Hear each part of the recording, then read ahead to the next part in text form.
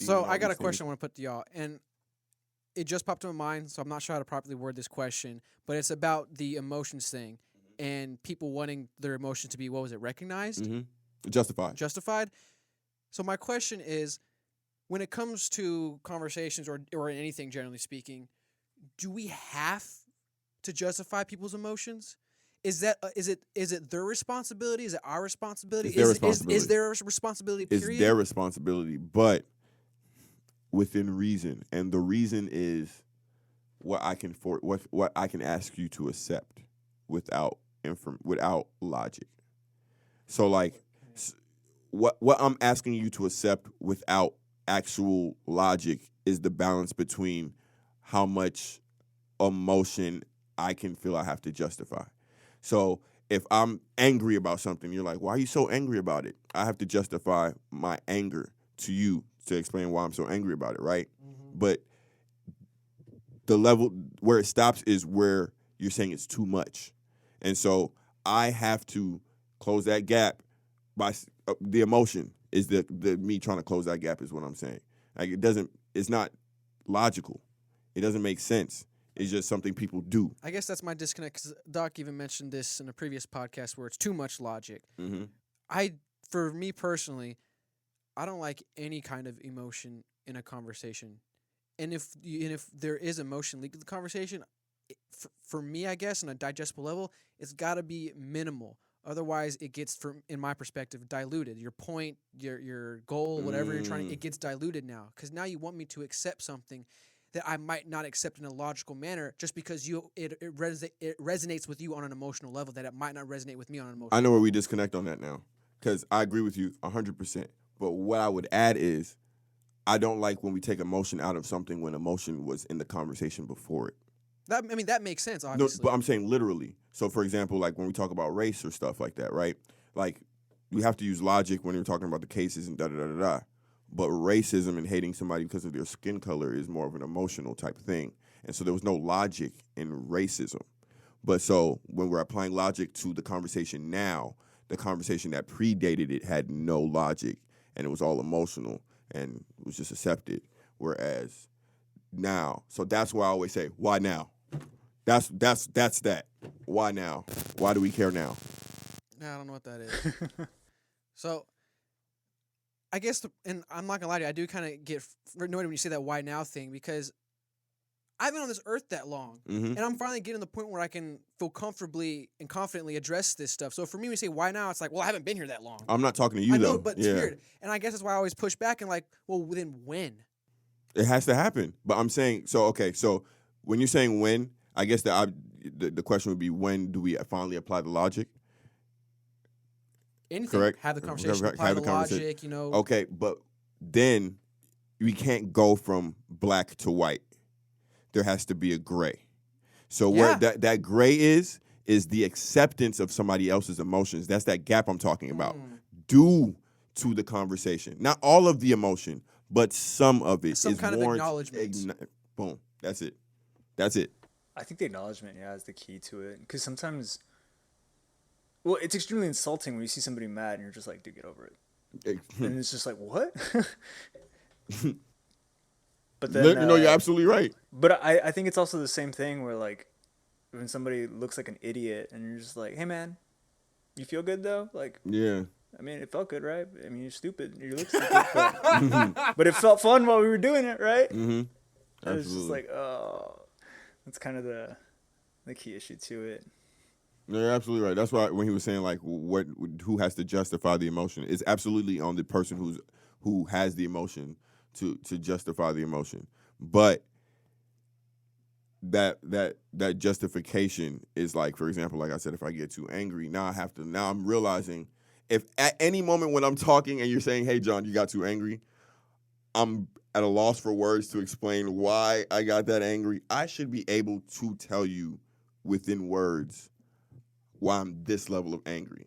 The second I don't have words to justify that level of anger, I was too angry.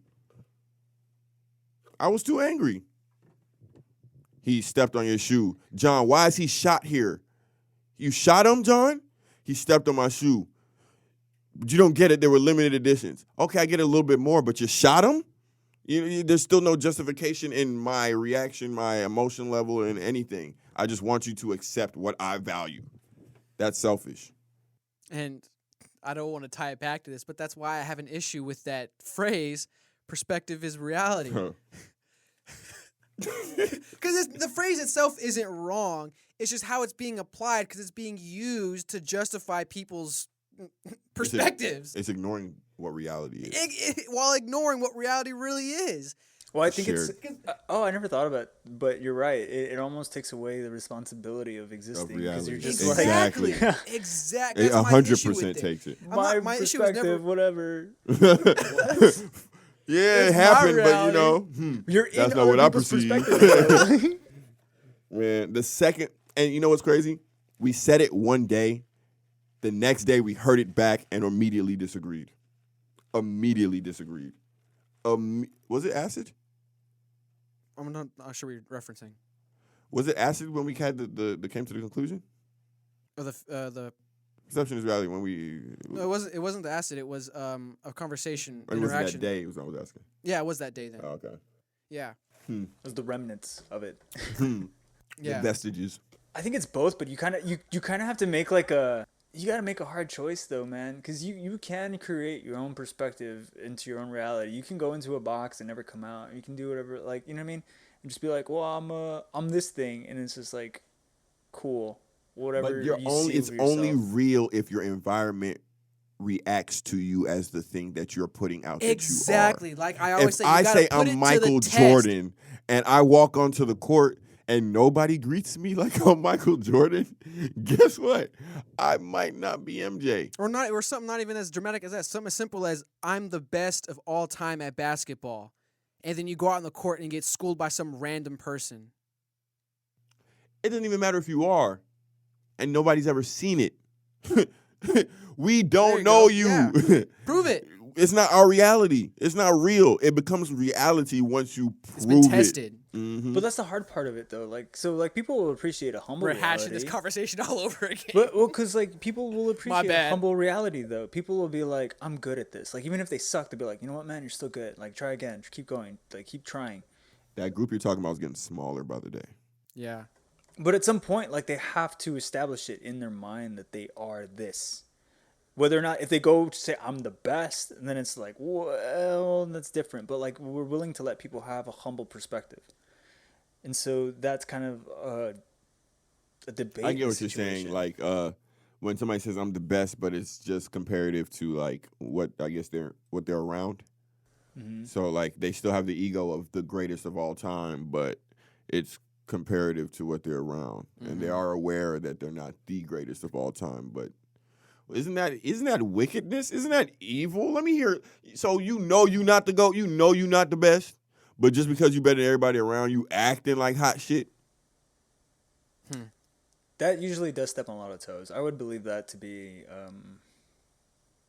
insulting. Yeah. That's the best way to say it, yeah. It's... To me, it's coming from that fake it till you make it mentality, though. Oh, gosh. Oh, I do believe though that like if you imagine yourself as something, then you can become that thing, or eventually will be that thing. But it's got to be but even it goes back to what you said. But it has to be a humble thinking or a humble view of yourself. Fake it till you make it. You're ready to dissect that. If you fake it till you're making it, but what you're faking is something out as grand as being Michael Jordan, as John said, you're not gonna make it. It's not a humble perspective. But if it's gonna be something as humble as I just want to be the best at my college. Mm-hmm. Boom, you can do that. And then suddenly it's like, I did it. Well, now I'm going to go to the NBA. I'm going to be the best at the NBA. It's got to be a humbled, like you said, Doc. I think like that. I think fake it till you make it. I think everybody that's saying it like that is fucking reading it wrong. I think the fake it part wasn't the work. The fake it part was the conclusion. So the faking part is I've already made it. Okay? So let's say I want to be a rapper. I want to be a basketball player. Mentally, when I walk on the court, the way I present myself is the best of all time.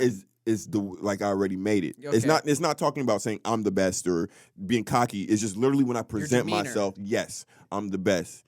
The work was never implied to be faked. Gotcha. And that's what people that's where people get stuck at. Fake it, Interesting. and then you have to do the work till you make it. How you gonna make it? You just gonna fake it and it's gonna fall out the sky? You got to do the work till you make it. And so they just put the whole fake with the work too. Just throw everything in fake. Fake work, fake this, and then shit. As long as I post it on my Instagram, it's real. No, it was fake it till you make it. When you do that work, the conclusion will arrive, and then you'll look like what you're presenting yourself as. You'll be that thing. If I want to be the best rapper alive, I present myself as the best rapper alive. While putting in the work to be the best rapper And alive. I'm writing every day, nonstop. I'm doing what it takes. You know what I'm saying? And then if my metal is tested, I have the skill or whatever it is to back it up because I'm doing the work. Yeah. It's not really fake. The conclusion maybe, or the aesthetic of it. Yeah. Hey, thanks for watching a clip of Fake Deep Thinking. If you like what you heard, be sure to subscribe, like the clip, leave a comment, and check out our page for more content. Full episodes of Fake Deep Thinking are released every Friday on Podbean, iTunes, and Spotify. Peace.